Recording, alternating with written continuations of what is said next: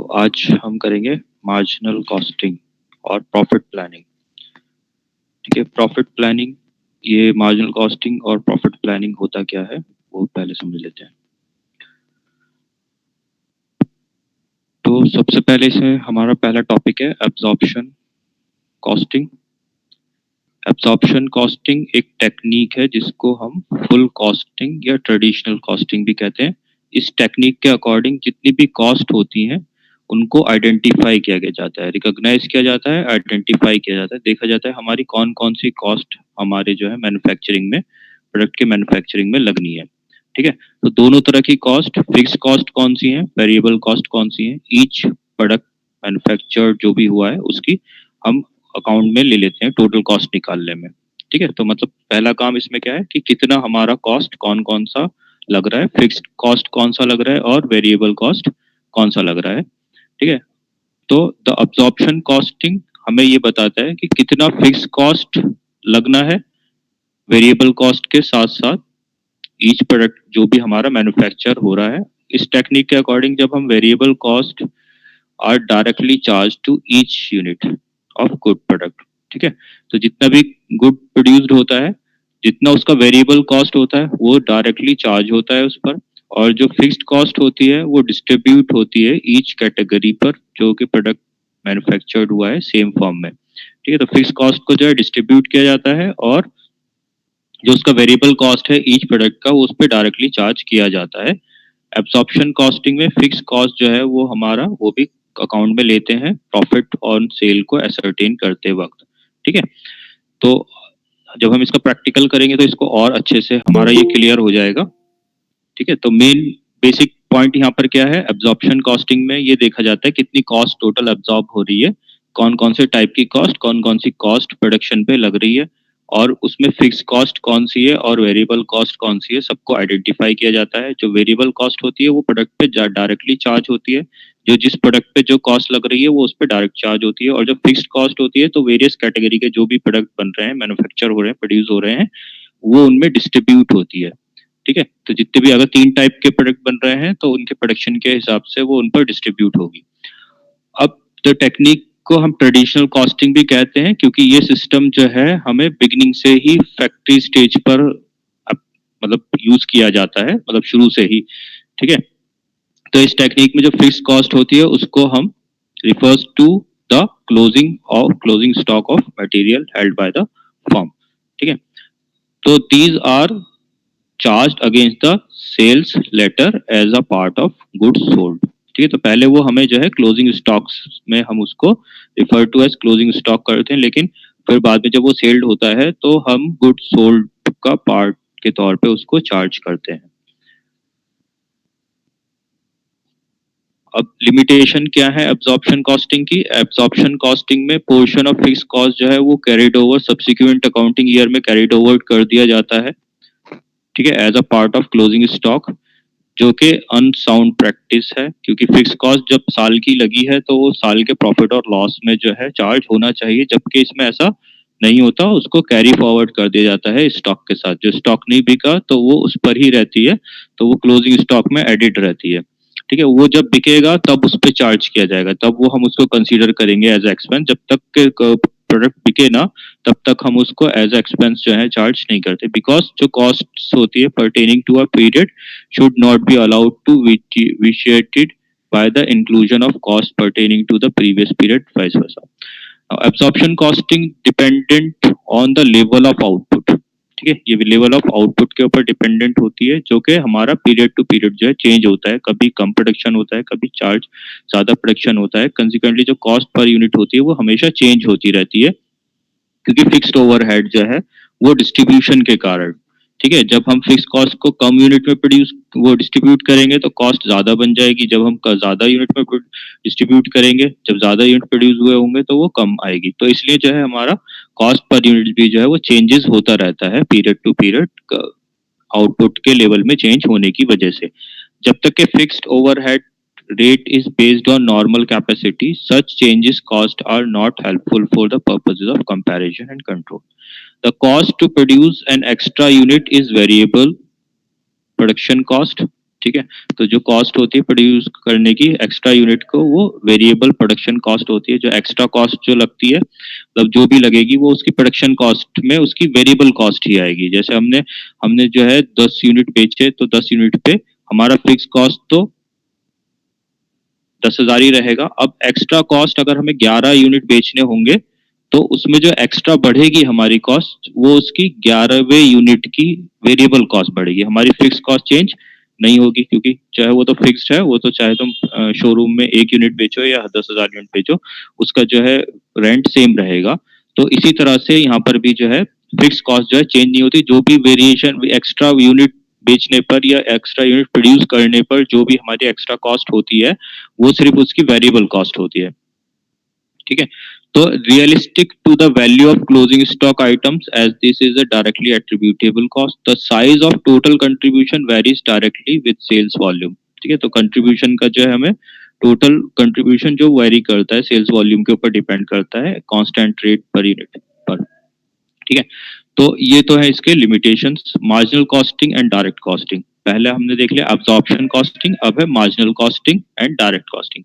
तो आईसीएमए के according, London ICMA के अकॉर्डिंग, मार्जिनल कॉस्ट जो है अमाउंट होती है at a given volume of output. ठीक है। गिवन वॉल्यूम ऑफ आउटपुट की क्या होती है, अमाउंट होती है जिससे एग्रीगेट कॉस्ट चार्ज की जाती है, अगर वॉल्यूम ऑफ आउटपुट इंक्रीज होता है या डिक्रीज होता है 1 यूनिट से। ठीक है। अगर एक इंक्रीज होता है या डिक्रीज होता है, तो उसकी जो मार्जिनल कॉस्ट है वो अमाउंट होती है जो एग्रीगेट कॉस्ट में चार्ज होती है। ठीक है। At any given volume of output by which aggregate cost are charge, aggregate cost जिससे चार्ज होती है। मार्जिनल का मतलब ये होता है कि उसमें कितना चेंज आया, मतलब 1 यूनिट हम बेच रहे थे, 1 यूनिट प्रोड्यूस कर रहे थे, अब हमने दूसरा यूनिट प्रोड्यूस किया, तो दूसरा यूनिट प्रोड्यूस करने पे उसमें कितना चेंज आया, तो वो मार्जिनल कहलाता है, मार्जिनल कॉस्ट कहलाता है। ठीक है। तो marginal cost is the cost nothing but a change occurred in the total cost. ठीक है। क्या होता है मार्जिनल कॉस्ट, बस वो कॉस्ट होती है जो टोटल कॉस्ट में जो चेंज आता है वन एक्स्ट्रा यूनिट को प्रोड्यूस करने पर या डिक्रीज करने पर। इंक्रीज करो या डिक्रीज करो 1 यूनिट से, तो 1 यूनिट ऑफ प्रोडक्ट को इंक्रीज या डिक्रीज करने पर प्रोडक्शन लेवल में उसकी cost per, total cost per क्या इफेक्ट पड़ता है, वही हमारी मार्जिनल कॉस्ट होती है। ठीक है। ये टर्म जो है इकोनॉमिक्स में भी पढ़ा जाता है, marginal cost, average cost, total cost. ठीक है। प्रोडक्शन फंक्शन में। तो अब इसमें भी सेम वही चीज है। मार्जिनल कॉस्ट का मतलब जो भी चेंज आएगा टोटल कॉस्ट में एक एक्स्ट्रा यूनिट बढ़ाने से या डिक्रीज करने से, वही उसकी मार्जिनल कॉस्ट होती है। ठीक है। जैसे एग्जांपल के तौर पे XYZ limited thousands of production, ₹1000 जो होता है वो प्रोडक्शन पे, 100 यूनिट के प्रोडक्शन पे खर्चा कर रहा है at one level of operation. ठीक है। अब इसने क्या किया, 1 यूनिट इंक्रीज किया है 100 से, कितना, 101 यूनिट जो है अब प्रोड्यूस करना शुरू किया है, 1 यूनिट को इंक्रीज किया है, तो फर्म का टोटल कॉस्ट जो है वो चेंज होकर के कितना हो गया, 1010 रुपीज हो गया। तो अब 1 यूनिट के चेंज होने से इसके कॉस्ट में जो चेंज आया है, टोटल कॉस्ट में जो चेंज आया है, वो इसका जो है मार्जिनल कॉस्ट हो गया। ठीक है। तो टोटल कॉस्ट अब कितना है, 1010, और जो प्रीवियस कॉस्ट था 100 का, वो 1000 था, तो कितना, 10, तो ये 10 रुपीज जो है इसका मार्जिनल कॉस्ट हो गया। ठीक है। तो इसका सिंपली जो है फॉर्मूला होता है, जो तुम्हारा नेक्स्ट जो होता है, change in production, level of production minus change in previous production level. तो ये तो हो गया हमारा कितना चेंज आया है लेवल में, प्रोडक्शन यूनिट्स में। ठीक है। तो डिफरेंस, डेविएशन इन यूनिट्स प्रोड्यूस। तो चेंज इन आउटपुट उन total cost of production, cost जो चेंज्ड कॉस्ट है, इंक्रीज्ड और डिक्रीज्ड कॉस्ट है, और प्रीवियस कॉस्ट को माइनस करेंगे, तो ये डिफरेंस डेविएशन इन कॉस्ट आ जाएगा। तो इसको हम ऐसे भी कर सकते हैं कि टोटल कॉस्ट में कितना चेंज आया और यूनिट्स में कितना चेंज आया, उससे डिवाइड कर देंगे, तब भी हमारा मार्जिनल कॉस्ट निकल जाता है। तो इसके दो फॉर्मूले हैं ये निकालने के, एक ये होता है, एक ये होता है। अगर हमारा ज्यादा लेवल का चेंज आता है, मान लो यहाँ पर तो सिर्फ 101 यूनिट हुआ है, अगर 100 यूनिट से चेंज होकर के कितने हो गए, 120 यूनिट प्रोड्यूस करने शुरू कर दिए, और कॉस्ट में जो चेंज आया है 1000 रुपये से चेंज आकर के 1200 रुपये चेंज आ गया है। तो अगर हमें मार्जिनल कॉस्ट निकालना है तो हम देखेंगे आउटपुट में यूनिट्स में कितना चेंज आया है और कॉस्ट में कितना चेंज आया है। तो चेंज इन कॉस्ट को हम ऊपर रखेंगे अपॉन चेंज इन यूनिट्स को नीचे रखेंगे, तो हमारा जो है निकल कर आ जाएगा। तो ये हमारा कितना आया है, 200 का चेंज आया है कॉस्ट में और 20 यूनिट्स का चेंज आया है यूनिट्स में। तो इसको डिवाइड करेंगे तो ये 10 रुपीज का हमारा मार्जिनल कॉस्ट आ जाएगा। ठीक है। और दूसरा मेथड जो होता है, अगर सिर्फ एक सिंगल यूनिट का डेविएशन आ रहा है यूनिट में, अगर यूनिट्स में सिर्फ प्रोडक्शन में आउटपुट में सिर्फ सिंगल यूनिट का डेविएशन आ रहा है, तो सिर्फ हम क्या करते हैं, सिर्फ हम माइनस करते हैं, डिफरेंस ले लेते हैं इसका कॉस्ट के बीच में। ठीक है। अगर हमें पता होता है कि सिंगल यूनिट के चेंज होने से कितना डेविएशन है, तो सिंपली हम उसके कॉस्ट का डिफरेंस निकाल लेते हैं कि कॉस्ट में क्या चेंज आया है, वही हमारा मार्जिनल कॉस्ट आता है। जब 1 यूनिट से ज्यादा का निकलता है, चेंज आता है, 1 यूनिट से ज्यादा का चेंज आता है, तब हमें ये वाला फॉर्मूला यूज करना होता है। ठीक है। क्योंकि हमें जो है पर यूनिट देखना होता है, तो पर यूनिट के लिए हमें ये वाला फॉर्मूला फॉलो करना पड़ेगा। तो अब इसमें मार्जिनल कॉस्ट को इंक्रीमेंटल कॉस्ट क्यों कहा जाता है, तो ये डिक्रीज भी हो सकता है, इंक्रीज भी हो सकता है। अब मार्जिनल कॉस्ट को इंक्रीमेंटल कॉस्ट क्यों कहा जाता है, तो अबव एग्जांपल से हमें ये अंडरस्टूड है कि मार्जिनल कॉस्ट क्या होती है, कुछ नहीं होती, जो इसमें इंक्रीज होता है। ठीक है। चेंज, इंक्रीमेंटल चेंज जो आता है कॉस्ट ऑफ प्रोडक्शन में, उसके इंक्रीज करने से या डिक्रीज करने से लेवल ऑफ प्रोडक्शन में 1 यूनिट से, तो वही जो है हमारा मार्जिनल कॉस्ट होता है, इसीलिए इसको इंक्रीमेंटल कॉस्ट भी कहा जाता है। ठीक है। तो अब why marginal cost is called in other words as variable cost, इसको वेरिएबल कॉस्ट भी क्यों कहा जाता है, फ्रॉम द फॉलोइंग क्लासिफिकेशन, इसमें क्लासिफिकेशन किया हुआ है सीरियल नंबर का, यूनिट्स का 1 से 50, 50 से 100, 100 से 150। फिक्स कॉस्ट जो है वो हमेशा फिक्स रहता है, वो चेंज नहीं होता, तो ये 500, 500, 500। फिक्स्ड कॉस्ट पर यूनिट जो है वो चेंज होता है, अगर हम पर यूनिट निकालें तो जैसे जैसे आउटपुट बढ़ेंगे तो फिक्स कॉस्ट हमारी डिस्ट्रीब्यूट होते चले जाएगी, तो जितने ज्यादा यूनिट्स होंगे उतने ज्यादा डिस्ट्रीब्यूट होगी, तो पर यूनिट फिक्स कॉस्ट जो है वो हमारा डिक्रीज होता चला जाएगा। तो यहाँ पर ये हमारा जो है fix cost divided by unit करके हमारा ये 500 आया। जब 500 को 1 से डिवाइड किया 500 आया, यहाँ पे 50 से डिवाइड किया 100 आया, सॉरी ये 10 आएगा। ठीक है। ये 10 आया, और जब 500 को 100 से डिवाइड किया तो 5 आएगा, और जब 500 को 150 से डिवाइड किया तो 3.60 आएगा। जैसे जैसे यूनिट्स बढ़ते चले जाते हैं, आउटपुट बढ़ता चला जाता है, फिक्स कॉस्ट पर यूनिट जो है वो डिक्रीज होता चला जाता है। ठीक है। वेरिएबल कॉस्ट जो होता है वो चेंज होता है आउटपुट के चेंज होने से, टोटल वेरिएबल कॉस्ट जो है वो चेंज होता है आउटपुट के लेवल में चेंज होने के से। ठीक है। अगर 1 यूनिट बना रहे हैं तो 10 रुपए आएगा, 50 यूनिट बना रहे हैं तो 1 यूनिट का इंटू 50 होकर के वो 500 हो जाएगा, फिर 1000 हो जाएगा, फिर 1500 हो जाएगा। वेरिएबल कॉस्ट पर यूनिट हमेशा सेम रहता है, इक्वल रहता है। ठीक है। तो हमेशा ये 10 10 10 रहेगा। Marginal cost per unit, marginal cost जो होता है वो change in cost upon change in unit आता है। तो यहाँ पर हमारा चेंज इन कॉस्ट कितना हुआ है, टोटल कॉस्ट देखेंगे, टोटल कॉस्ट हमारा कौन सा होता है, ये वाला होता है। ठीक है। टोटल कॉस्ट कैसे निकलता है, fixed cost plus variable cost. ठीक है। जब हमने इसका फिक्स कॉस्ट लिया 500, इसका वेरिएबल कॉस्ट किया 10, तो ये 510 हो गया। इसका वेरिएबल कॉस्ट, फिक्स कॉस्ट लिया 500, इसका वेरिएबल कॉस्ट लिया 500, ये 1000 हो गया। इसका फिक्स कॉस्ट लिया 500, इसका वेरिएबल कॉस्ट लिया 1000, तो ये 1500 हो गया। इसका फिक्स कॉस्ट लिया 500, इसका वेरिएबल कॉस्ट लिया 1500, तो ये 2000 हो गया। अब मार्जिनल कॉस्ट क्या आएगा कि change in total cost divide by change in output. तो यहाँ पे चेंज इन टोटल कॉस्ट कितना आ रहा है, तो यहाँ तो प्रीवियसली तो पहले 0 था। ठीक है।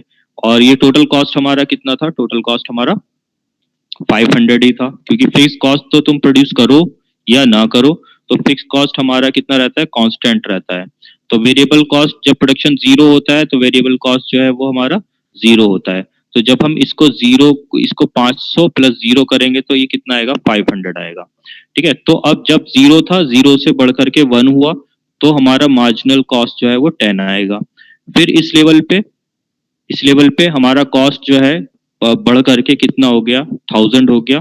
तो चेंज इन टोटल कॉस्ट कितना आया, 490 आया, 400, और चेंज इन आउटपुट कितना हुआ, 49 हुआ। तो 490 डिवाइड बाय 49, तो ये डिवाइड होके 10 आया। फिर यहाँ से चेंज होके कितना आया, 500, कॉस्ट चेंज हुआ 500, और यूनिट्स में चेंज आया 550। तो 500 डिवाइडेड बाय 50, तो ये भी 10 आया। तो हमेशा ये जो चेंज आएगा, ये वेरिएबल के बराबर में ही आएगा। जितना वेरिएबल कॉस्ट पर यूनिट होता है उतना ही हमारा चेंज आता है इन मार्जिनल कॉस्ट आता है। तो इसका मतलब क्या है कि जो हमारी मार्जिनल कॉस्ट है वो किसको रिप्रेजेंट करता है, वो वेरिएबल कॉस्ट को रिप्रेजेंट करता है। ठीक है। तो फिक्स कॉस्ट, अब इनमें कॉस्ट को हम एक्सप्लेन थोड़ा कर लें कि फिक्स कॉस्ट क्या होती है। ये कॉस्ट होती है जो हमेशा फिक्स्ड रहती है, कांस्टेंट रहती है, irrespective of level of output, level of production. कितना ही तुम लेवल ऑफ प्रोडक्शन कर रहे हो, कितना कम कर रहे हो या ज्यादा कर रहे हो, उससे फर्क नहीं पड़ता। फिक्स कॉस्ट जो है तुम्हारा सेम रहता है। ठीक है। जैसे अब हम सैलरी दे रहे हैं एम्प्लॉयज को, अगर सैलरी दे रहे हैं, हमने एक एम्प्लॉय रखा हुआ है 10,000 रुपीज की सैलरी पर, तो अब फैक्ट्री में काम हो या ना हो उसको हमें 10,000 रुपीज देने पड़ेंगे। तो ये जो कॉस्ट होता है ये रिमेन कांस्टेंट रहता है। इसी तरह से रेंट है, फैक्ट्री का रेंट, अब प्रोडक्शन करें या ना करें फैक्ट्री का रेंट हमें पे करना पड़ेगा, पूरा पे करना पड़ेगा। तो ये जो है फिक्स्ड रहता है, कांस्टेंट रहता है, respective of level of production होता है। ठीक है। तो लेकिन जैसे जैसे यूनिट्स ऑफ आउटपुट बढ़ता चला जाता है, प्रोडक्शन लेवल बढ़ता चला जाता है, फिक्स कॉस्ट जो है डिस्ट्रीब्यूट होते होते होते होते वो कम होती चली जाती है। ठीक है। तो जैसे जैसे बढ़ता है वैसे वैसे फिक्स कॉस्ट गिरते चली जाती है। तो टोटल फिक्स कॉस्ट तो हमेशा इक्वल रहती है, लेकिन जैसे जैसे यूनिट ऑफ वो प्रोडक्शन हमारा बढ़ता चला जाता है तो वो डिक्रीज होता चले जाती है। ठीक है।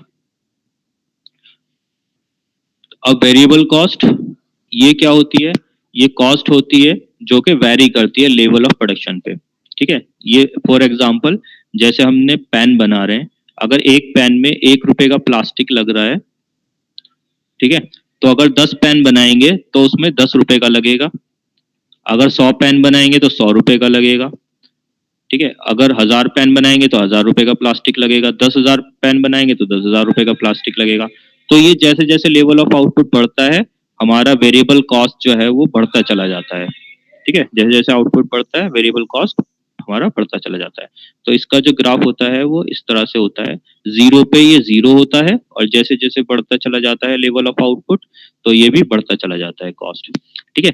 लेकिन पर यूनिट में ये हमेशा सिमिलर रहता है। जैसे हम यहाँ पे देख रहे थे ना, 1 रुपए पर यूनिट मटेरियल कॉस्ट लग रही है, प्लास्टिक की लग रही है पेन बनाने पर। तो अब भले तुम 1 पेन बनाओ या 1 लाख पेन बनाओ, पर यूनिट जो है वो तुम्हारा 1 रुपया ही लगेगा। ठीक है। तो कितने भी हम यूनिट बना ले तो पर यूनिट हमारा 1 रुपया ही आएगा प्रोडक्शन का वेरिएबल कॉस्ट। ठीक है। तो इसका ग्राफ वेरिएबल कॉस्ट का कांस्टेंट रहता है, लेकिन इसका ज्यादा रहता है, बढ़ता चला जाता है। ठीक है। तो ये इतना ऊपर जो है गलत बनाया है, ये हमारा जो है नीचे बनता। ठीक है। कम से कम जहाँ पे ये लेवल एक पे चेंज हो रहा है ये वहां से बनता। ठीक है। लेकिन ये समझाने के लिए इसको इस कांस्टेंट दिखाया है तो उसे ऊपर बनाया है। तो अगर यहाँ पे हमारा ये 1 लेवल पे इतना है, 1 लेवल पे इतना आ रहा है, तो अब यहाँ पे कह सकते हैं ये 1 यूनिट का वो दिखा रहा है, तो ये कह सकते हैं कि हाँ ये इतना होगा। ठीक है। तो ये फिर इतना ही रहेगा, भले तुम कितना ज्यादा यूनिट बना लो, करोड़ यूनिट भी बना लेंगे तब भी ये जो वेरिएबल कॉस्ट है हमारा चेंज नहीं होगा पर यूनिट में।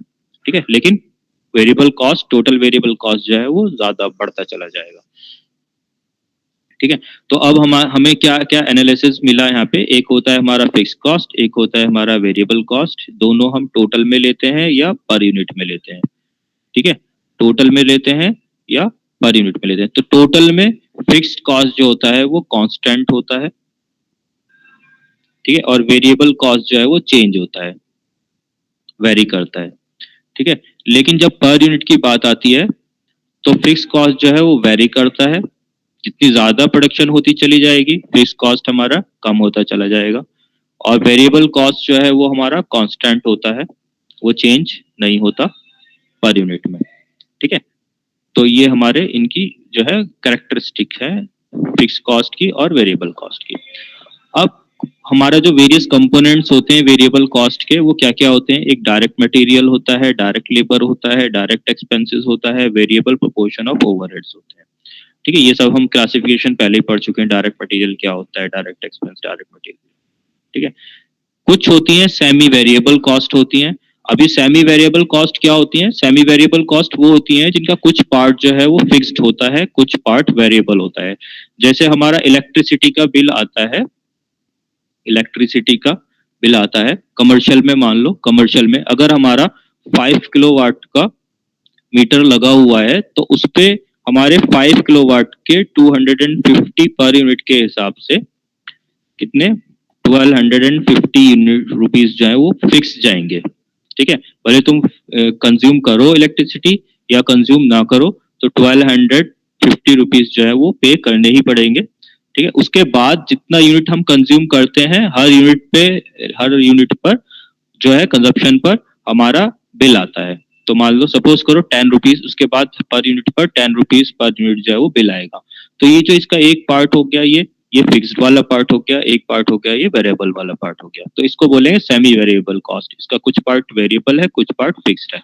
सपोज करो इसने जो है 100 यूनिट कंज्यूम किया है, तो 100 यूनिट के हिसाब से तो 1000 रुपए ये हो गए और 1200 ये हो गए। ठीक है, और अगर इसने 200 यूनिट कंज्यूम किए हैं तो 10 रुपए के हिसाब से 2000 रुपए यूनिट्स के हो गए, 1200 रुपए मीटर के हो गए। ठीक है, तो ये क्या होता है, ये वेरिएबल रहता है कुछ पार्ट, और इसका कुछ पार्ट जो है वो फिक्स रहता है। तो इसलिए इसको सेमी वेरिएबल कहते हैं, या इसका दूसरा नाम सेमी फिक्स्ड भी बोल सकते हैं। तो दोनों बोल सकते हैं, सेमी वेरिएबल भी और सेमी फिक्स्ड भी बोल सकते हैं। दूसरा एग्जाम्पल हम टैक्सी का ले सकते हैं। जब भी हम टैक्सी हायर करते हैं तो उसमें बेसिक जो है 1 किलोमीटर चलो या 20 किलोमीटर चलो, बेसिक मान लो सपोज करो वो 100 रुपीज लेगा। ठीक है, तो उसने कहा कि 2 किलोमीटर तक 100 रुपीज, 2 किलोमीटर के बाद 15 रुपीज पर किलोमीटर के हिसाब से चार्ज होगा। ठीक है, तो अगर हम 10 किलोमीटर चले तो 10 किलोमीटर में 2 किलोमीटर के तो 100 रुपीज लगेंगे, प्लस फिर बाकी के 8 किलोमीटर पर 15 रुपए पर किलोमीटर के हिसाब से चार्ज होंगे। तो ये कॉस्ट क्या होगी, सेमी वेरिएबल कॉस्ट कहलाएगी या सेमी फिक्स्ड कॉस्ट कहलाएगी। ठीक है, अब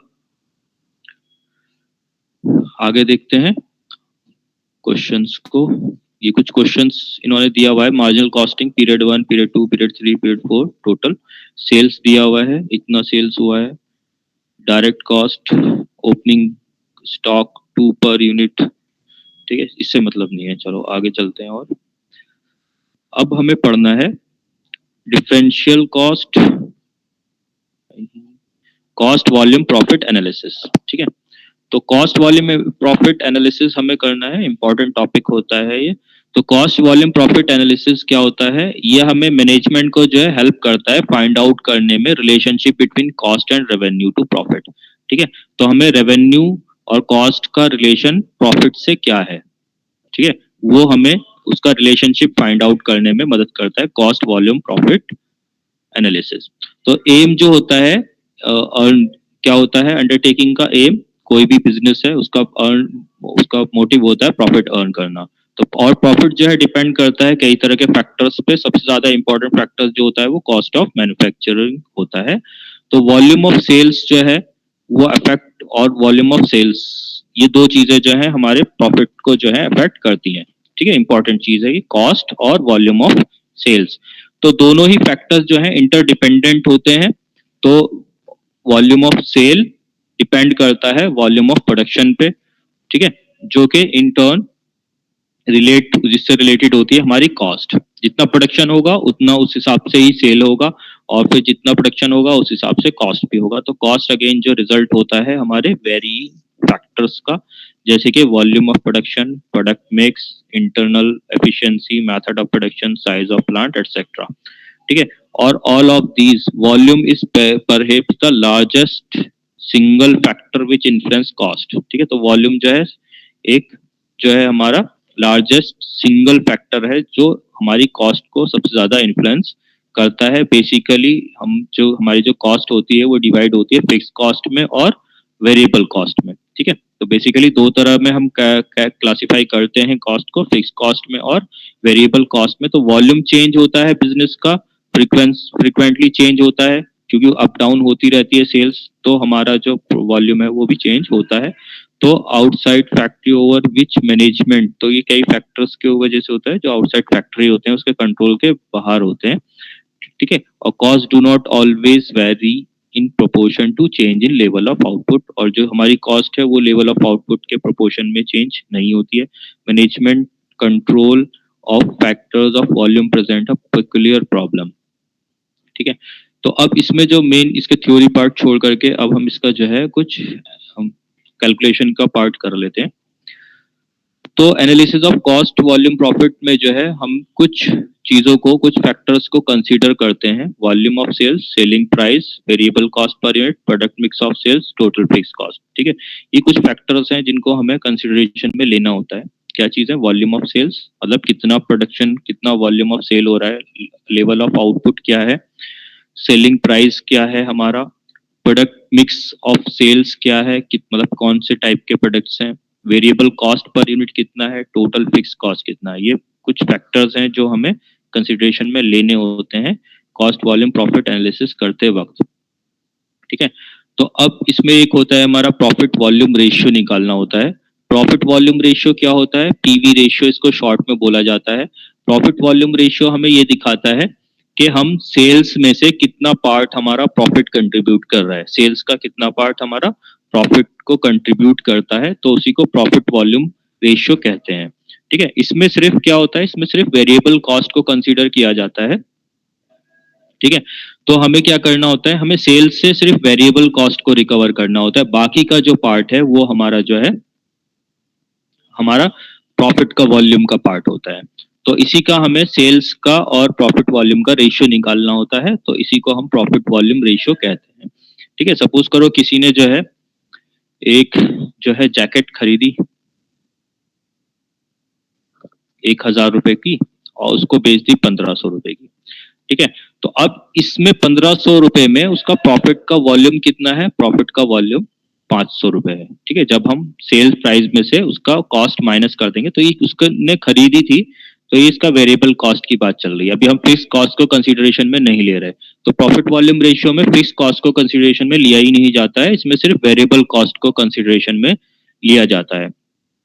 ठीक है, और जो हमारा ये जो प्रॉफिट होता है, ठीक है, अभी ये एक्चुअल प्रॉफिट नहीं है क्योंकि इसमें फिक्स कॉस्ट भी इन्वॉल्व है, तो इसको हम जो है कंट्रीब्यूशन कहते हैं। क्या कहते हैं? कंट्रीब्यूशन कहते हैं। तो ratio of percentage of contribution margin to sales is known as PV ratio. तो ये जो है इसको हम क्या कहते हैं? कंट्रीब्यूशन कहते हैं, क्योंकि इसी प्रॉफिट से, इसी पार्ट प्रॉफिट के पार्ट से हमें जो है अपना प्रॉफिट भी निकालना है और अपनी फिक्स कॉस्ट भी रिकवर करनी है। ठीक है, तो वेरिएबल कॉस्ट तो हमारा जाएगा ही जाएगा, हर यूनिट के साथ हमारा फिक्स वेरिएबल कॉस्ट तो लगेगा ही लगेगा, लेकिन जो बचा हुआ पैसा होता है उससे हमें अपना प्रॉफिट भी बचाना होता है और हमें फिक्स कॉस्ट भी रिकवर करनी होती है। जब एक बार हमारी फिक्स कॉस्ट रिकवर हो जाती है, तो फिर जितना भी कंट्रीब्यूशन हमें मिलता चला जाता है वो सारा हमारा प्रॉफिट को कंट्रीब्यूट करता है। तो इसको हम बोलते हैं कंट्रीब्यूशन मार्जिन या कंट्रीब्यूशन। ठीक है, तो ये जो पीवी रेशियो होता है, पीवी रेशियो रेशियो होता है between contribution margin to sales. ठीक है, तो जिसको हम पीवी रेशियो कहते हैं। तो ये रेशियो जो होता है इसको मार्जिनल इनकम रेशियो भी कहा जाता है, कंट्रीब्यूशन टू सेल्स रेशियो भी कहा जाता है, वेरिएबल प्रॉफिट रेशियो भी कहा जाता है। पीवी रेशियो यूजुअली एक्सप्रेस होता है परसेंटेज पे। तो ये रेट होता है जिस पर हमारा प्रॉफिट इंक्रीज करेगा वॉल्यूम में इंक्रीज होने से। ठीक है, तो PV ratio is equal to marginal cost upon sales. Simply जैसे अगर हमें यहाँ पर निकालना हो, तो यहाँ पे हमारी मार्जिनल कंट्रीब्यूशन क्या है? मार्जिनल कंट्रीब्यूशन होता है difference between sales and variable cost. ठीक है, तो ये हमारा होता है कंट्रीब्यूशन। तो contribution is equal to sales minus variable cost. तो यहाँ पे हमारी सेल्स कितने की? 1,500 रुपए की, और वेरिएबल कॉस्ट 1,000 की। तो हमारा कंट्रीब्यूशन है 500 रुपीज का। तो इसको डिवाइड कर दिया जाता है किससे? सेल्स से। तो सेल्स हमारी 1,500 रुपए की है, तो 500 डिवाइड बाई 1,500, ठीक है, into 100।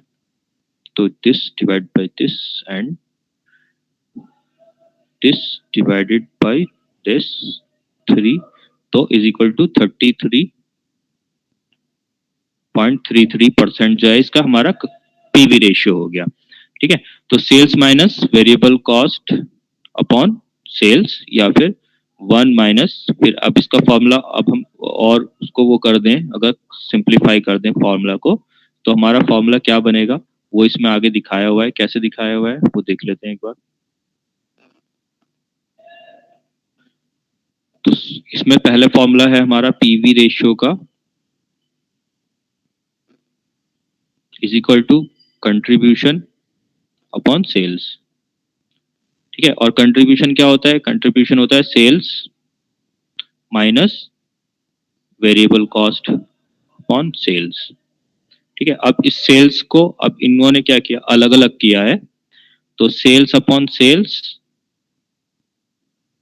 Minus variable cost upon sales. तो ये सेल्स से सेल्स डिवाइड होकर के ये 1 हो जाएगा। तो 1 minus is equal to 1 minus variable cost upon sales. ठीक है।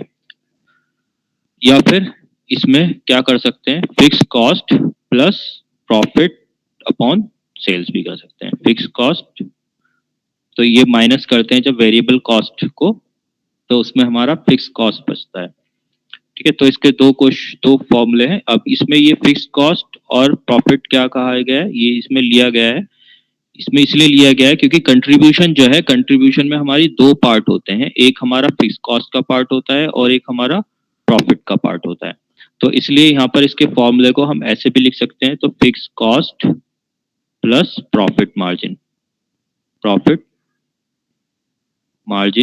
Upon sales. ठीक है। या फिर change in profit upon contribution,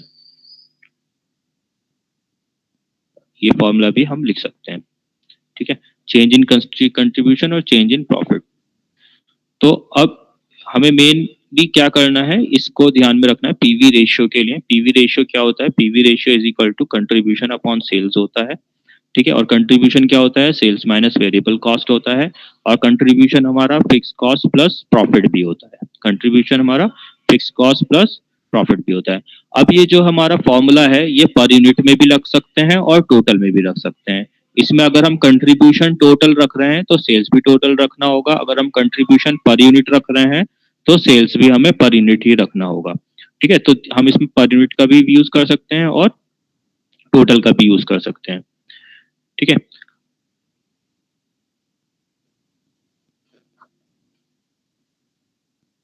अब अगला होता है हमारा break even analysis. Break even analysis क्या होता है? ब्रेक इवन एनालिसिस में हम एनालाइज करते हैं कि हमारा वो लेवल ऑफ आउटपुट या वो लेवल ऑफ सेल्स क्या है जिसपे हमें नो प्रॉफिट और नो लॉस की सिचुएशन होगी, यानी कि हमारा सारा फिक्स कॉस्ट भी रिकवर हो जाएगा। तो हर यूनिट, इसमें क्या बेसिक कॉन्सेप्ट फॉलो किया जाता है कि हर यूनिट ऑफ प्रोडक्शन, हर यूनिट का सेल्स जो है वो अपनी वेरिएबल कॉस्ट जो है उसी वक्त पे जो है वो रिकवर कर लेता है। ठीक है। तो लेकिन बाकी हमें क्या करना होता है, बाकी हमें उसके जो पार्ट बचता है सेल्स का, उससे हमें फिक्स कॉस्ट को रिकवर करना पड़ता है। तो अगर हमें निकालना हो, सपोज करो हमने एक शोरूम जो है वो रेंट पर लिया। ठीक है। एक शोरूम हमने रेंट पर लिया है, जिसका जो है, जिसमें हम क्या जीन्स बेच रहे हैं। ठीक है। एक ही प्रोडक्ट ले रहे हैं आसानी के लिए। तो जीन्स बेच रहे हैं, जीन्स हम लेकर के आ रहे हैं 1,000 रुपए की और उसको बेच रहे हैं हम 1,500 रुपए में। एक जीन्स 1,000 रुपए की ला रहे हैं, तो वेरिएबल कॉस्ट उसकी 1,000 हो गई और सेल्स उसका 1,500 हो गया। अब इसका जो रेंट है वो 1,00,000 रुपीज है। इसका शोरूम का रेंट 1,00,000 रुपीज है। तो हमें कितनी जीन्स पर मंथ सेल करनी पड़ेंगी हमें नो प्रॉफिट और नो लॉस की सिचुएशन पर आने के लिए? ठीक है। सर साउंड आ रहा था सर। साउंड आ रहा था, अब सही है, साफ क्लियर है? यस, अब ठीक हो गया सर। अब सही है। ठीक है। तो अब क्या है कि ये हमारा शोरूम है, ये हमने 1,00,000 रुपीज का रेंट पर लिया है।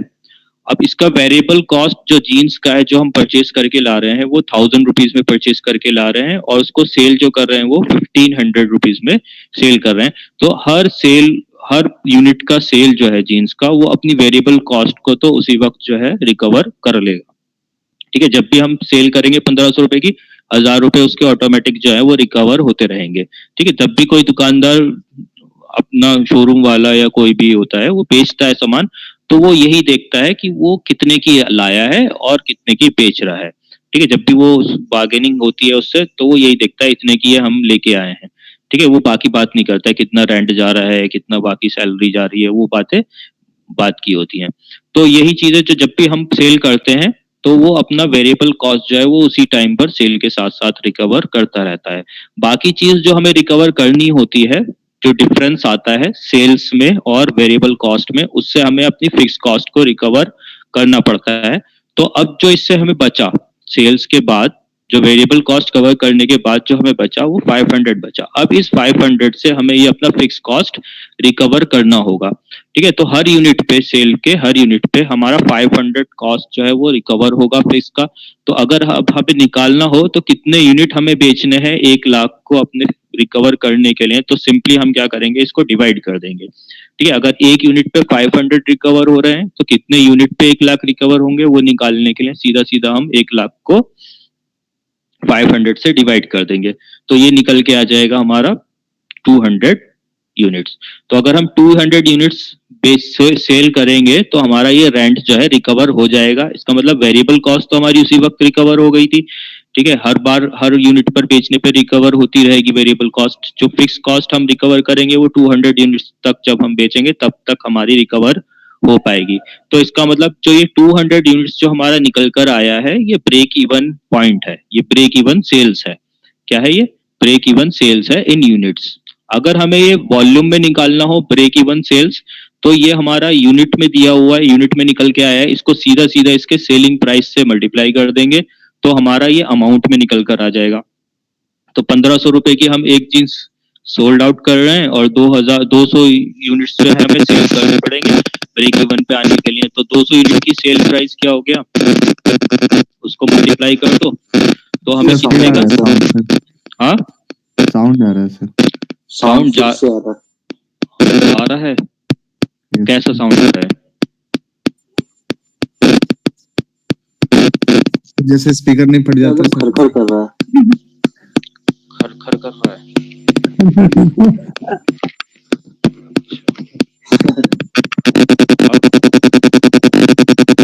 अभी भी कर रहा है सर, आपकी ज्यादा हो गई है। अब ज्यादा हो गया? ईयरफोन्स सर चार्जिंग में होगा शायद, उस वजह से सर आवाज आता होगा। अब आ रहा है? और ईयरफोन भी आ रहे हैं, आप ब्लूटूथ से कनेक्ट किए हैं दोबारा?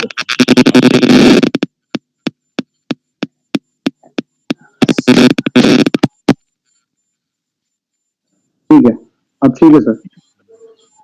हाँ अब ठीक है। आवाज कम तो नहीं आ रहा? अब ठीक है, सुना रहा है?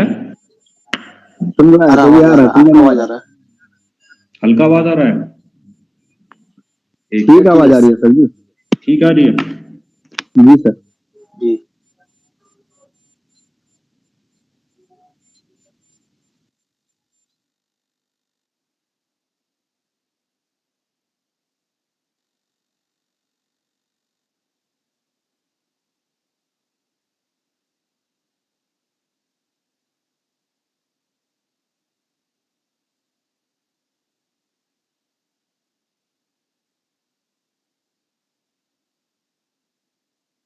आ रही आवाज?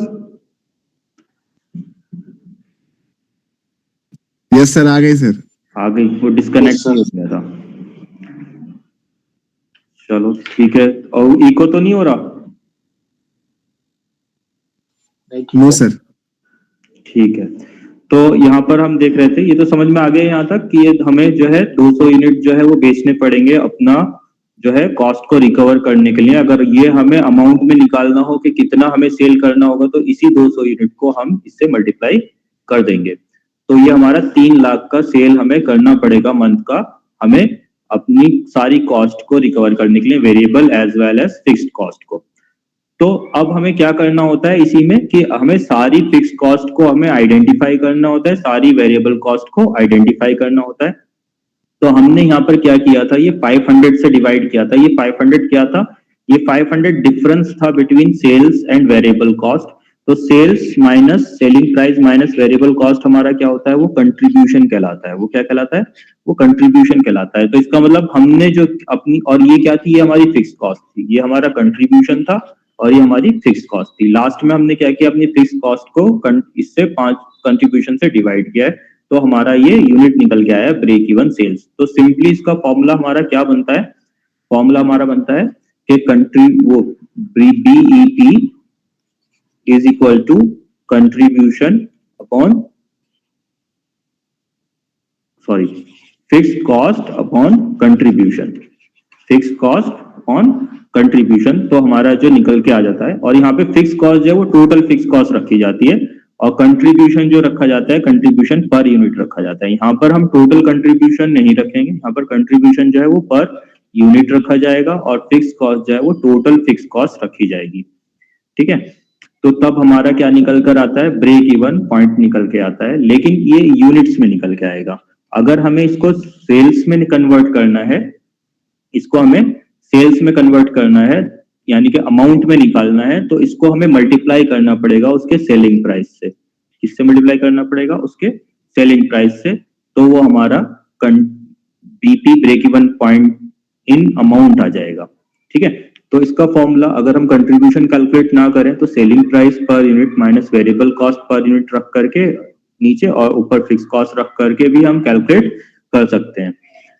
ठीक है, तो अब इसमें एक एग्जांपल भी दिया हुआ है कि फिक्स कॉस्ट हमारी 10,000 है, सेलिंग प्राइस 5 रुपए पर यूनिट है, वेरिएबल कॉस्ट 3 रुपए पर यूनिट है, तो माइनस करके इसको कैलकुलेट कर देंगे। जैसे हमारा ऊपर वाला एग्जांपल था, उसमें हमारा सेलिंग प्राइस जो था वो 1500 था, वेरिएबल कॉस्ट जो था वो 1000 रुपीज था, और फिक्स कॉस्ट जो था वो 1 लाख रुपए का।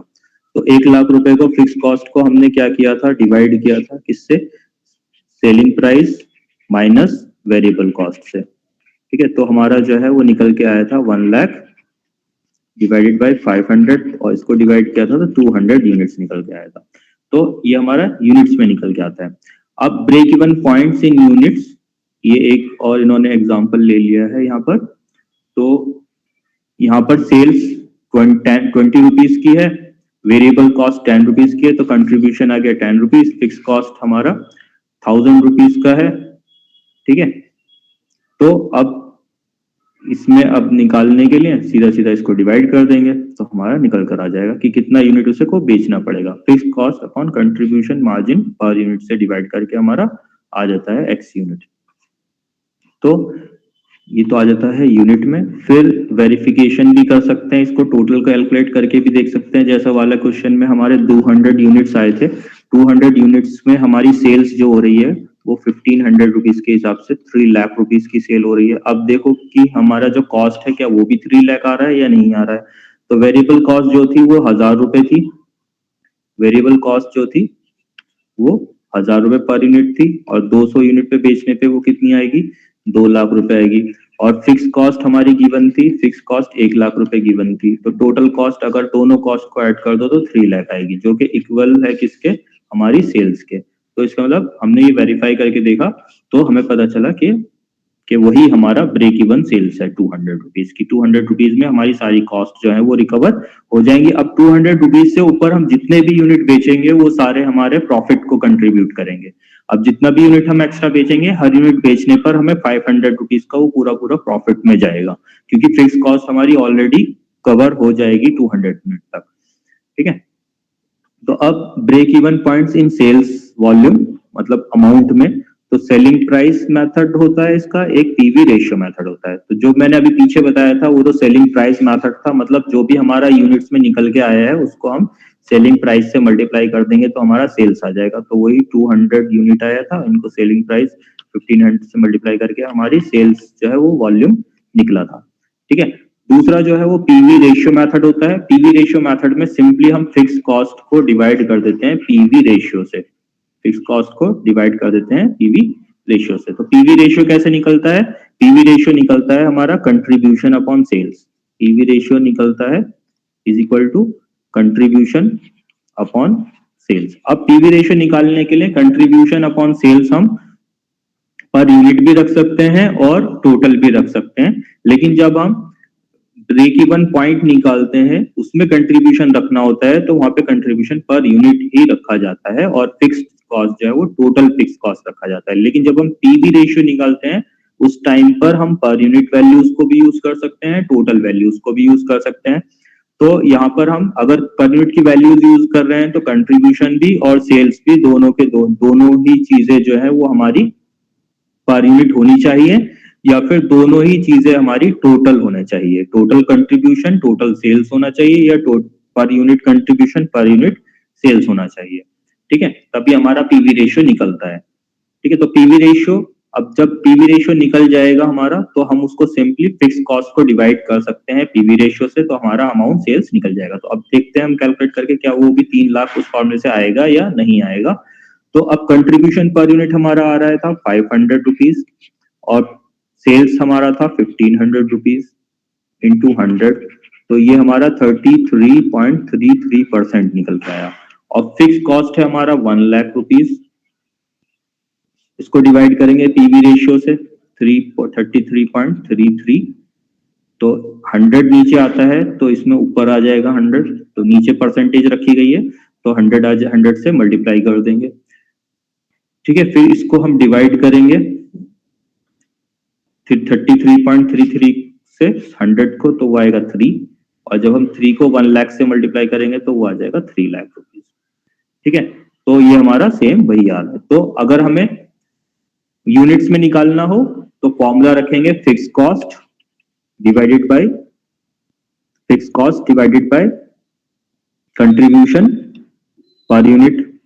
ठीक है, और अगर हमें अमाउंट में निकालना हो तो ये फॉर्मूला रख सकते हैं। ठीक है, तो इसके दो अप्रोच हैं, या तो हम सेलिंग प्राइस मेथड को यूज कर सकते हैं या पीवी रेशियो मेथड यूज कर सकते हैं, दोनों में से कोई भी मेथड यूज कर सकते हैं। अगर हमें पहले क्वेश्चन में पीवी रेशियो फाइंड आउट करने के लिए कहा गया है तो हम पीवी रेशियो मेथड ही यूज करेंगे, क्योंकि फिर हमें जो है अलग से ब्रेक इवन पॉइंट यूनिट्स में निकालने की जरूरत नहीं पड़ेगी। और अगर हमें पहले ब्रेक इवन पॉइंट से यूनिट्स निकालने को दिया हुआ है तो सिंपली हम डायरेक्ट ब्रेक इवन पॉइंट जो यूनिट्स में आया है उसको उसके सेलिंग प्राइस से मल्टीप्लाई कर देंगे।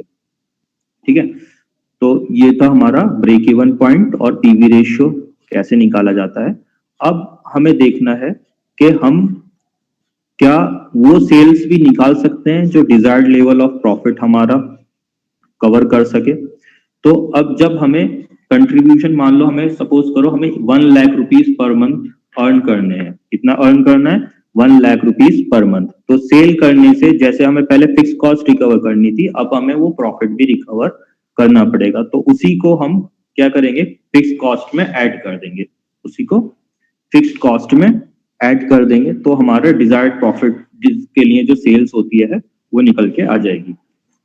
तो जैसे हम पहले फिक्स कॉस्ट को डिवाइड करते थे, अब फिक्स कॉस्ट में प्रॉफिट मार्जिन को भी डिवाइड कर देंगे, प्रॉफिट मार्जिन को भी ऐड करके डिवाइड कर देंगे कंट्रीब्यूशन पर यूनिट से। तो अब हमारा वो सेल्स निकल कर आ जाएगा जिसके लिए हमें जिसको हमें प्रॉफिट कमाने के लिए सेल करनी है। तो अब सपोज करो पहले हमने 1 लाख रुपए तो फिक्स कॉस्ट था, 1 लाख रुपए और प्रॉफिट भी हमें कमाना है, तो इसको हम प्लस करके हमारा कंट्रीब्यूशन पर यूनिट 500 है उससे डिवाइड कर देंगे, तो ये हो जाएगा हमारा 2 लाख रुपीज टोटल रिकवर करना है कंट्रीब्यूशन से, तो इसको डिवाइड करेंगे तो ये हमारा 1 था, कितना आ जाएगा 0.5 400 आ जाएगा। ठीक है, तो इसका मतलब 400 यूनिट्स अगर हम सेल करेंगे तो हमें 1 लाख का प्रॉफिट होगा। अगर हम क्या करेंगे 400 यूनिट सेल करेंगे तो हमें 1 लाख का प्रॉफिट होगा। इसको वेरीफाई भी कर सकते हैं, वेरीफाई करने के लिए पहले हम सेल्स कैलकुलेट कर लें, तो सेल्स हमारा 400 इंटू 1500 होगा, तो 1500 से मल्टीप्लाई करेंगे तो ये हो जाएगा 6 लाख रुपीज। कॉस्ट जो है हमारा उसमें एक फिक्स कॉस्ट है, फिक्स कॉस्ट 1 लाख रुपीज की है, और दूसरा वेरिएबल कॉस्ट है, वेरिएबल कॉस्ट पर यूनिट हमारा 1000 है, और बेस सेल कर रहे हैं 400 यूनिट्स, तो कितना हो जाएगा ये हमारा 4 लाख रुपीज हो जाएगा। तो टोटल कॉस्ट मिला के हमारा हो गया 5 लाख, और जब हम 5 लाख को कॉस्ट में से माइनस करेंगे तो हमारा प्रॉफिट मार्जिन जो है वो 1 लाख बचा। ठीक है, तो हमारा 1 लाख प्रॉफिट आ गया। तो सिंपल फॉर्मूला है डिजायर्ड प्रॉफिट के लिए, रिक्वायर्ड प्रॉफिट के लिए सेल्स निकालने का, fix cost plus profit margin divided by contribution per unit. ठीक है, अगर यही हमें डायरेक्ट, ये तो यूनिट में निकलेगा, अगर यही हमें डायरेक्ट जो है उसमें सेल्स वॉल्यूम में निकालना हो तो सिंपली जो यूनिट है उसको हमें मल्टीप्लाई कर देंगे सेलिंग प्राइस से, या फिर हम क्या करेंगे कॉस्ट पर यूनिट से डिवाइड करने के बजाय हम उसको पीवी रेशियो से डिवाइड करेंगे। तो वॉल्यूम निकालने के लिए सिंपल क्या करते हैं डिवाइड कर देते हैं फिक्स्ड कॉस्ट प्लस प्रॉफिट को पीवी रेशियो से। ठीक है, तो हमारा सेल्स निकल के आ जाता है। जैसे सपोज करो यहाँ पर हम ले लेते हैं फिक्स कॉस्ट हमारा 1 लाख रुपीज है, प्लस प्रॉफिट 1 लाख रुपीस है, डिवाइडेड बाय पीवी रेशियो हमारा 33.33% था, ठीक है, तो वो इंटू 100 हो जाएगा ऊपर, तो ये 2 लाख डिवाइडेड बाय 33.33 इंटू 100, इसको डिवाइड किया है तो ये 3 आएगा, तो इसको इससे मल्टीप्लाई करेंगे तो वो 6 लाख आ जाएगा, ठीक है। तो सिंपल होता है। एक क्वेश्चन एग्जांपल इसमें यहाँ भी दिया हुआ है कि from the following information related to quick standard limited you are required to find out PV ratio, break even point, margin of safety, calculate the volume of sales to earn 6,000। तो PV ratio निकालना है, break even point निकालना है।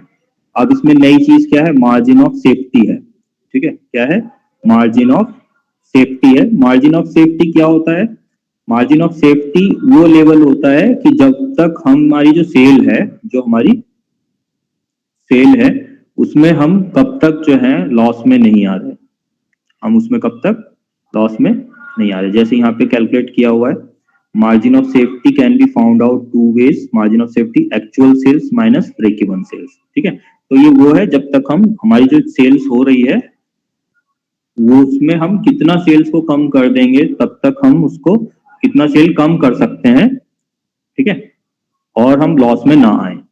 तो actual sales वो होगी जो actual में सेल्स चल रही है हमारी, ब्रेक इवन सेल्स वो सेल्स होगी जो हमारी सेल्स नो प्रॉफिट और नो लॉस वाली होगी। सपोज करो हमारा जो है इसमें एग्जांपल में ही ये 15,000 जो है एक्चुअल सेल्स दिया हुआ है और 9,000 जो है वो हमारा सेल्स दिया हुआ है ब्रेक इवन वाला। इसका मतलब 9,000 सेल करने पे नो प्रॉफिट और नो लॉस होगा। अगर 9,000 से नीचे जाता है तो वो हमारा लॉस में जाता रहेगा फिर, ठीक है। तो अब इसमें हमने डिफरेंस निकाला है 6,000। इसका मतलब क्या है, ये 15,000 की सेल करने पर 6,000 का हमारा मार्जिन ऑफ सेफ्टी है, यानी कि हमारी सेल्स जो है वो डाउन जा सकती है, हम सेफ रहेंगे अगर हमारी सेल जो 6,000 तक गिरेगी। अगर 6,000 से ज्यादा सेल्स गिरेगी तो हमारा लॉस शुरू हो जाएगा। तो मार्जिन ऑफ सेफ्टी का सिंपल फॉर्मूला होता है कि प्रॉफिट अपॉन पीवी रेशियो, ठीक है। सेल्स दो मेथड है, या तो एक्चुअल सेल्स में से ब्रेक इवन सेल्स माइनस कर दो, या फिर हमारा जो प्रॉफिट हो रहा है, जो हमारा प्रॉफिट है, प्रॉफिट को पीवी रेशियो से डिवाइड कर दो तो हमारा मार्जिन ऑफ सेफ्टी आ जाता है। मार्जिन ऑफ सेफ्टी आ जाता है अगर हम प्रॉफिट को पीवी रेशियो से डिवाइड करते हैं। इसका मतलब ये वो पार्ट है जो हमें प्रॉफिट कमा के दे रहा है, ये सेल्स का वो पार्ट है जो हमारा फिक्स कॉस्ट रिकवर करने के बाद हमें प्रॉफिट कमा के दे रहा है। तो वही पार्ट जो है जो हमें प्रॉफिट कमा के दे रहा होता है, जो प्रॉफिट को कंट्रीब्यूट कर रहा होता है सेल्स का पार्ट, वही हमारा मार्जिन ऑफ सेफ्टी होता है, ठीक है। तो मार्जिन ऑफ सेफ्टी सिंपल चीज है, ये ज्यादा मुश्किल चीज ये भी नहीं है। तो ये सारी चीजें जो है कैलकुलेट कर सकते हैं। अगर आप लोग के पास कॉपी पेन हो तो इस क्वेश्चन को खुद से कैलकुलेट करके देखो एक बार, पीवी रेशियो कैलकुलेट करके देखो, ब्रेक इवन पॉइंट कैलकुलेट करके देखो, मार्जिन ऑफ सेफ्टी कैलकुलेट करके देखो, volume of sales to earn profit 6,000 calculate करके देखो। इसमें टोटल प्रॉफिट, टोटल सेल्स दिया हुआ है, वेरिएबल टोटल कॉस्ट दिया हुआ है, टोटल फिक्स कॉस्ट भी दिया हुआ है, ठीक है।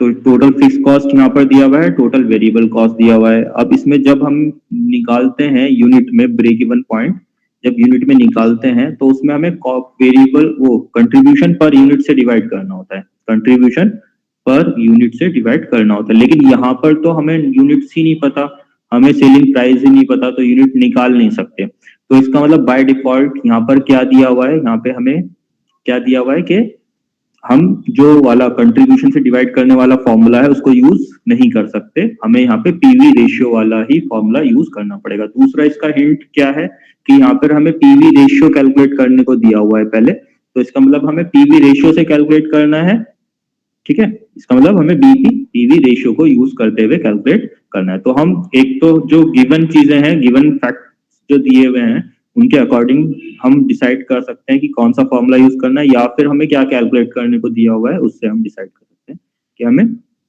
कौन सा फॉर्मूला अप्लाई करना है, ठीक है। तो पीवी रेशियो कैलकुलेट करने के लिए कंट्रीब्यूशन अपॉन सेल्स करेंगे। तो कंट्रीब्यूशन कैसे निकलेगा, कंट्रीब्यूशन निकलता है total sales minus variable cost, total sales minus variable cost, तो हमारा ये कंट्रीब्यूशन निकल जाता है तो टोटल सेल्स माइनस करेंगे तो 7050 कंट्रीब्यूशन आ गया, इसको माइनस कर दिया हमने टोटल सेल्स में से वेरिएबल कॉस्ट को, तो 7500 आ गया, इसको 1500 से डिवाइड करेंगे तो ये 50% हमारा आ जाएगा कंट्रीब्यूशन। ठीक है, अब हमें निकालना है, ये हो गया हमारा पीवी रेशियो। अब हमें निकालना है break even sale, break even point. तो ब्रेक इवन पॉइंट निकालने के लिए हमें क्या करना होता है, जो फिक्स्ड कॉस्ट है हमारा उसको डिवाइड करना होता है हमारे पीवी रेशियो से। तो पीवी रेशियो से डिवाइड करेंगे तो ये 2 आ जाएगा, तो इसको मल्टीप्लाई करेंगे तो 9000 आ जाएगा। तो 9000 तो हमारा हो गया break even point, break even sales, और पीवी रेशियो हो गया 50%। अब मार्जिन ऑफ सेफ्टी निकालना होता है, तो margin of safety simply difference होता है बिटवीन टोटल सेल्स एंड जो कि एक्चुअल सेल्स है एंड ब्रेक इवन सेल्स। तो टोटल सेल्स जो एक्चुअल सेल्स है वो 15000 है और ब्रेक इवन सेल्स जो है वो 9000 है, दोनों में डिफरेंस निकाला तो हमारा 6000 जो है ब्रेक इवन सेल्स हो गया। दूसरा फॉर्मूला इसका होता है कि प्रॉफिट मार्जिन को डिवाइड कर दिया जाए अगर पीवी रेशियो से, तो भी हमारा ब्रेक इवन सेल्स आ जाएगा। तो प्रॉफिट मार्जिन निकालना पड़ेगा पहले हमें, फिर इसमें क्या निकालना पड़ेगा कि प्रॉफिट मार्जिन निकालना पड़ेगा कि हमें प्रॉफिट कितना हो रहा है। उसके लिए हमें क्या करना होगा, सेल्स लिखनी है, वेरिएबल कॉस्ट लिखनी है, तो कंट्रीब्यूशन आ जाएगी माइनस करके, फिर फिक्स कॉस्ट माइनस करनी है, तो ये हमारा प्रॉफिट आ गया। अब इस प्रॉफिट को जब हम पीवी रेशियो से डिवाइड कर देंगे, 3000 डिवाइडेड बाय 50%, तो हमारा ये 6000 जो है मार्जिन ऑफ सेफ्टी आ जाएगा। तो दो मेथड हैं इसके मार्जिन ऑफ सेफ्टी कैलकुलेट करने के। या तो पहला मेथड तो ये है कि जो हमारा एक्चुअल सेल्स है उसमें से हम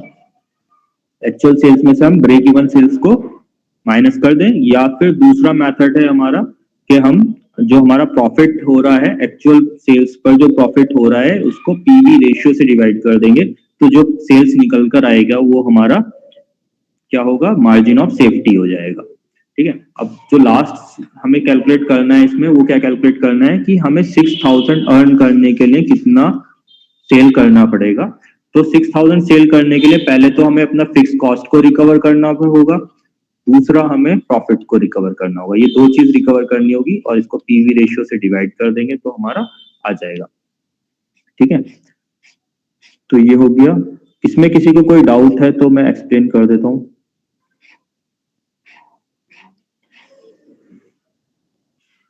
डाउट है किसी को कुछ?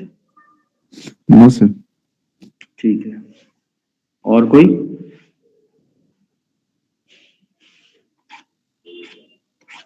आज लास्ट क्लास है आप लोग की।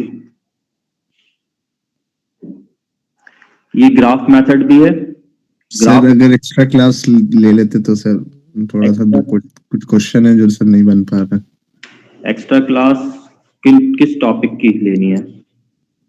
सर फर्स्ट का थोड़ा सा है और ये थर्ड और फोर्थ का ये अभी जो करा रहे हैं वो इसका है और इसका है। तो अब एग्जाम कब से है? सर ये हम लोग का सर 23 से है, जनवरी से। 23 जनवरी से है। तो अब और कोई तो क्लास होगी नहीं आप लोग की?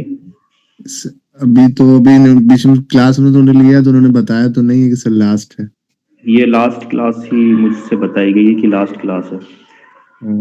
तो 23 से है, तो बीच में आप लोग के सर हम लोग ग्रुप में डिस्कस कर लेंगे, उसके बाद सर मैं आपको टाइम बता दूंगा सर। हाँ, लेकिन मैं सैटरडे या संडे में ही ले पाऊंगा क्लास। Okay sir. ठीक है, ओके सर। तो ये तो चार्ट है, चार्ट छोड़ो, फिर जो इम्पोर्टेंट है बस वही देख लेते हैं। तो कंट्रीब्यूशन मार्जिन, तो ये जो ब्रेक इवन का क्वेश्चन है ये इम्पोर्टेंट क्वेश्चन है। ठीक है, जो कि हम लोग को करना है तैयार। तो ये इतने कुछ फॉर्मूले जो मैंने बताए हैं बस उतने ही फॉर्मूले उसमें यूज करने हैं, इससे ज्यादा जो है यूज नहीं करना। ठीक है, इसके कुछ क्वेश्चंस दिए हुए हैं वो देख लेना आप लोग। और दूसरी चीज, एक केस स्टडी भी आ सकता है। केस स्टडी जो है वो कहाँ से आ सकता है, एक डीपी से भी आ सकता है। दूसरा हमारा क्या क्या टॉपिक थे, टॉपिक क्या क्या थे, एक सेकंड देखते हैं, सिलेबस निकाल लेता हूँ।